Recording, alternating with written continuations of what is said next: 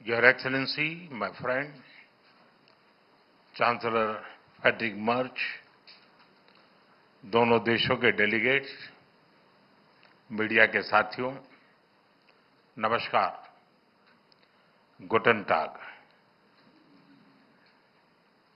आज स्वामी विवेकानंद जयंती के दिन चांसलर मर्च का भारत में स्वागत करना मेरे लिए विशेष प्रसन्नता का विषय है। ये एक सुखद संयोग है कि स्वामी विवेकानंद जी ने ही भारत और जर्मनी के बीच दर्शन, ज्ञान और आत्मा का सेतु बनाया था। आज चांसलर मर्च की यह यात्रा उसी सेतु को नई ऊर्जा, नया विश्वास और नया विस्तार प्रदान कर रही है। चांसलर के रूप में यह उनकी भारत ही नहीं बल्कि एशिया की पहली यात्रा है। यह इस बात का सशक्त प्रमाण है कि वे भारत के साथ संबंधों को कितना गहरा महत्व देते हैं। उनके पर्सनल अटेंशन और कमिटमेंट के लिए मैं उनका बहुत बहुत धन्यवाद करता हूं। भारत जर्मनी के साथ अपनी मित्रता और साझेदारी को और सुदृढ़ करने के लिए पूरी तरह से प्रतिबद्ध है।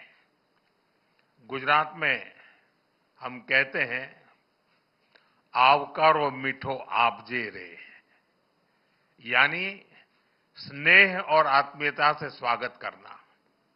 इसी भावना के साथ हम चांसलर मर्च का भारत में हार्दिक अभिनंदन करते हैं। फ्रेंड्स, चांसलर मर्च की ये यात्रा एक विशेष समय हो रही है। पिछले वर्ष हमने अपने रणनीतिक साझेदारी के 25 वर्ष पूरे किए और इस वर्ष हम अपने राजनयिक संबंधों के 75 वर्ष भी मना रहे हैं। ये माइलस्टोन्स केवल समय की उपलब्धियां नहीं है, ये हमारी साझा महत्वाकांक्षाओं, परस्पर विश्वास और निरंतर सशक्त होते सहयोग के प्रतीक है। भारत और जर्मनी जैसे देशों की अर्थव्यवस्थाओं के बीच करीबी सहयोग पूरी मानवता के लिए महत्वपूर्ण है। बढ़ते व्यापार और निवेश संबंधों ने हमारे स्ट्रेटेजिक पार्टनरशिप को नई ऊर्जा दी है। हमारा द्विपक्षीय व्यापार अब तक के अपने सर्वोच्च स्तर पर पहुंच चुका है और $50 बिलियन के आंकड़े को पार कर गया है। 2000 से अधिक जर्मन कंपनियां लंबे समय से भारत में मौजूद है। ये भारत के प्रति उनके अटूट विश्वास और यहां मौजूद अनंत संभावनाओं को दर्शाता है। आज सुबह भारत जर्मनी सीईओ फोरम में इसकी जीवंत झलक दिखाई दी। फ्रेंड्स, भारत और जर्मनी के बीच टेक्नोलॉजी सहयोग प्रति वर्ष मजबूत हुआ है और आज इसका प्रभाव ग्राउंड पर स्पष्ट रूप से दिखाई देता है। रिन्यूएबल एनर्जी के क्षेत्र में भारत और जर्मनी की प्राथमिकताएं समान है। इसमें सहयोग को बढ़ाने के लिए हमने India Germany centre of excellence स्थापित करने का निर्णय लिया है। ये नॉलेज, टेक्नोलॉजी एंड इनोवेशन का साझा मंच बनेगा। हम क्लाइमेट, एनर्जी, अर्बन डेवलपमेंट और अर्बन मोबिलिटी जैसे क्षेत्रों में मिलकर नई परियोजनाओं को आगे बढ़ा रहे हैं। ग्रीन हाइड्रोजन में दोनों देशों की कंपनियों का नया मेगा प्रोजेक्ट भविष्य की ऊर्जा के लिए एक गेम चेंजर साबित होगा। भारत और जर्मनी सिक्योर, ट्रस्टेड और रेजिलिएंट सप्लाई चेन के निर्माण के लिए मिलकर के काम कर रहे हैं। इन सभी विषयों पर आज किए जा रहे एमओयू से हमारे सहयोग को नई गति और मजबूती मिलेगी। फ्रेंड्स, रक्षा और सुरक्षा में बढ़ता सहयोग हमारे आपसी भरोसे और साझी सोच का प्रतीक है। रक्षा व्यापार से जुड़ी प्राथमिकताओं को सरल बनाने के लिए मैं चांसलर मर्ज का हृदय से आभार व्यक्त करता हूं। हम रक्षा उद्योगों के बीच सहयोग बढ़ाने के लिए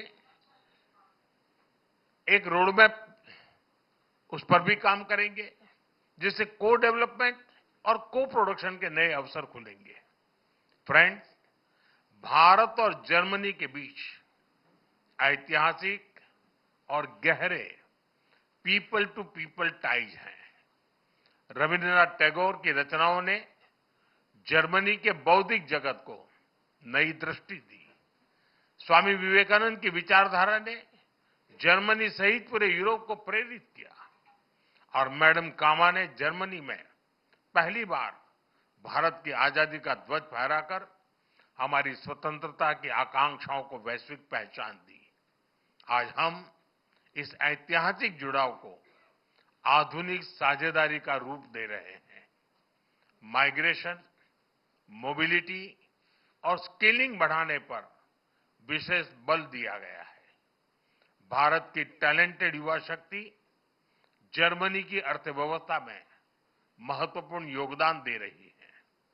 आज ग्लोबल स्किल्स पार्टनरशिप पर जारी जॉइंट डिक्लेरेशन ऑफ इंटेंट इसी भरोसे का प्रतीक है। इससे खास तौर पर हेल्थ केयर प्रोफेशनल्स की आवाजाही आसान होगी। आज हमने खेलों के क्षेत्र में भी सहयोग को आगे बढ़ाने के लिए ठोस कदम उठाए हैं। यह युवाओं को जोड़ने का एक प्रभावी माध्यम बनेगा। आज हायर एजुकेशन पर बना कॉम्प्रिहेंसिव रोडमैप शिक्षा के क्षेत्र में हमारी साझेदारी को नई दिशा देगा। मैं जर्मन विश्वविद्यालयों को भारत में अपने कैंपस खोलने के लिए आमंत्रण देता हूं। भारतीय नागरिकों के लिए वीजा फ्री ट्रांजिट की घोषणा के लिए मैं चांसलर मर्ज का आभार व्यक्त करता हूं। इससे दोनों देशों के लोगों के बीच नजदीकियां और बढ़ेगी। मुझे खुशी है कि गुजरात के लोथल में बनाए जा रहे नेशनल मैरीटाइम हेरिटेज कॉम्प्लेक्स से जर्मन मैरीटाइम म्यूजियम जुड़ रहा है। यह दोनों देशों की मैरीटाइम हिस्ट्री को जोड़ने वाला ऐतिहासिक कदम है। ट्रेडिशनल मेडिसिन के क्षेत्र में गुजरात आयुर्वेद यूनिवर्सिटी का जर्मनी के साथ करीबी सहयोग रहा है। इस महत्वपूर्ण विषय पर आज किए जा रहे एमओयू से हमारा सहयोग को और अधिक बल मिलेगा। फ्रेंड्स, भारत और जर्मनी की हमेशा कंधे से कंधा मिलाकर हम चलते रहे हैं। हमारी दोस्ती का प्रभाव ग्लोबल स्टेज पर भी दिखाई देता है। घाना, कैमरून और मलावी जैसे देशों में ज्वाइंट प्रोजेक्ट से हमारी ट्राइलेटरल विकास साझेदारी दुनिया के लिए एक सफल मॉडल है। हम ग्लोबल साउथ के देशों के विकास के लिए अपने साझा प्रयासों को आगे भी निरंतर जारी रखेंगे। इंडो पैसिफिक दोनों देशों के लिए हाई प्रायोरिटी है। इस क्षेत्र में हमारे तालमेल को बढ़ाने के लिए हम एक कंसल्टेशन मैकेनिज्म की शुरुआत करने जा रहे हैं। आज हमने यूक्रेन और गाजा सहित कई वैश्विक और क्षेत्रीय मुद्दों पर विस्तार से चर्चा की। भारत सभी समस्याओं और विवादों के शांतिपूर्ण समाधान का पक्षधर रहा है और इस दिशा में किए जा रहे सभी प्रयासों का समर्थन करता है। हम एक मत है कि आतंकवाद पूरी मानवता के लिए एक गंभीर खतरा है। भारत और जर्मनी इसके विरुद्ध एकजुट होकर पूरी दृढ़ता से लड़ाई जारी रखेंगे। भारत और जर्मनी सहमत है कि ग्लोबल चैलेंजेस से निपटने के लिए ग्लोबल इंस्टीट्यूशंस में सुधार अत्यंत महत्वपूर्ण है। यूएन सिक्योरिटी काउंसिल में सुधार के लिए G4 के माध्यम से हमारा संयुक्त प्रयास इसी सोच का प्रमाण है।